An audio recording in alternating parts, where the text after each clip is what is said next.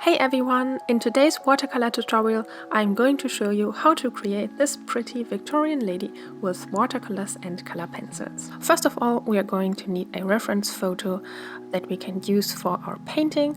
I got mine from Pixabay. I edited it a bit in Photoshop and cropped it to a format that I thought would fit perfectly to my watercolor paper, and then I traced it with charcoal tracing paper onto the paper. I'm working with Fabriano hot pressed paper and the Komorebi watercolor palette and Neptune brushes and brushes from Polina Bright. Actually, I have a discount code for Polina's brushes for you. Check it out. You can find all information about the materials that I use down in the video description with the discount codes. It's worth it, just have a look. I'm starting off with filling in the sketch with a base skin tone. Since the model has dark hair and a beige dress, we can use a skin tone as a basic color for everything. So I don't need to be super careful to go over any lines or anything like that. I can just fill everything out with a skin tone. I mixed yellow ochre and red ochre and a little bit of carmine red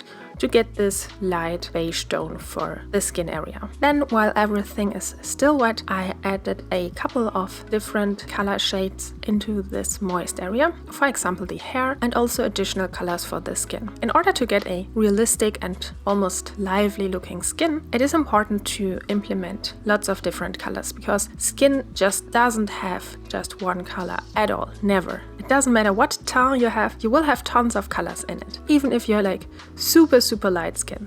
Only on magazine or maybe Instagram posts you will find photos with maybe one beige skin tone, but the reality looks different. After having applied a first layer of skin tone everywhere and also having added a couple of different tones, I let my watercolor dry. And if this painting tutorial is a little bit too fast for you and you would like to see the full real-time step-by-step version of this painting lesson, just head over to my Patreon page and join me at the $5 reward tier. For this small amount, you can watch the full 1 hour and 20 minutes long lesson. You get to download my reference photo, my preliminary sketch to print out and use for your own studies, the material list, and access to over 90 painting tutorials. Just follow the link in the video description to get access to this painting lesson. If you want to learn more, I have lots of tutorials and real-time lessons available for you on my Patreon site, in which I teach you my technique in detail and step by step. In many of my videos, you even get to see my mixing process in a second camera window, and you can download the reference photo too. And for only $10, you get access to another whole library of unrated but even longer real-time videos of all my recent artworks. If you have seen some of my works and you always wondered how I did them, then this pledge is the right one for you. Just visit my website and browse the tutorial section. There you will find a list of all lessons and real-time videos available.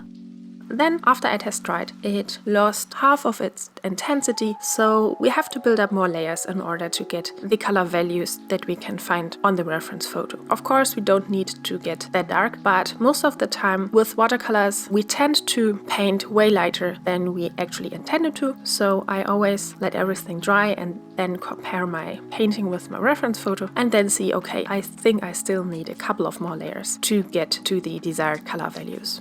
Again, I mixed the same tones that I used for the first layer, like yellow ochre and red ochre and also a little bit of green and blue. And here, instead of blending it perfectly into the skin area, I intentionally left gaps in my painting to get some abstract effects. Now, after the second layer has dried as well, you can also see that it has lost its intensity and the portrait is very light again. But now we are much closer to the color values of the reference photo, and I began painting in the eyes and the lips. Here I'm switching to Neptune brushes in a smaller size in order to paint the details. And then, because the portrait is rather small and tiny, we get the most control with color pencils. So I'm switching to color pencils now. Of course, you can paint a portrait or basically anything just with watercolors, but it is very difficult to get tiny details right with watercolors. Normally, the watercolor behave very uncontrollable and bleed into areas that we don't want it to do. So for very delicate details, I am always switching to color pencils. My favorite color pencils are Polychromos color pencils because they're super high pigmented and they're not too soft and not too hard. so that I can draw perfectly with them on the Fabriano paper. I'm also using Luminance Pencil from Caran d'Ache, as many of you already know, to blend everything in at the end and to get rid of the annoying grain and texture of the paper, and it works like a charm. Here again, the same rules apply to color pencils that apply to watercolors as well regarding skin tones. The more color you use, the better. So I'm using a couple of different colors and switched them back and forth while filling in areas of her skin tone. For the cheek tones, for example, I use orange, red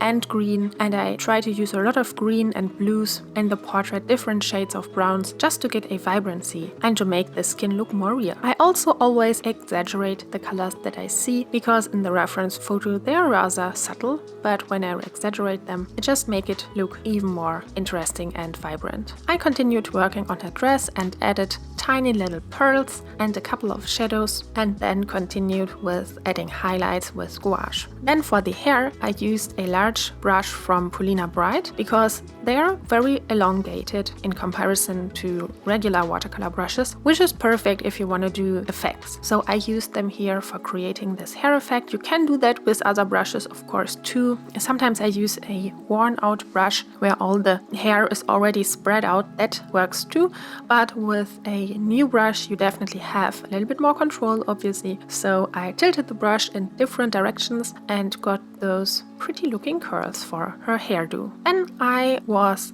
pretty much finished with the rendering of the reference photo, but I thought there's still something missing here and it doesn't look very interesting.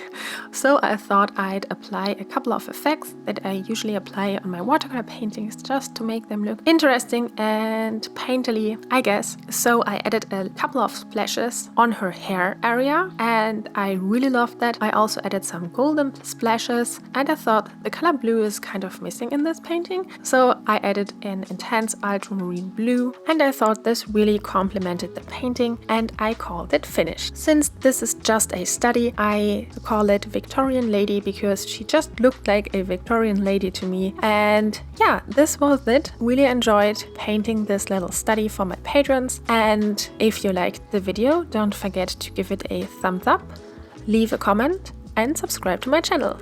See you in the next one. Bye bye!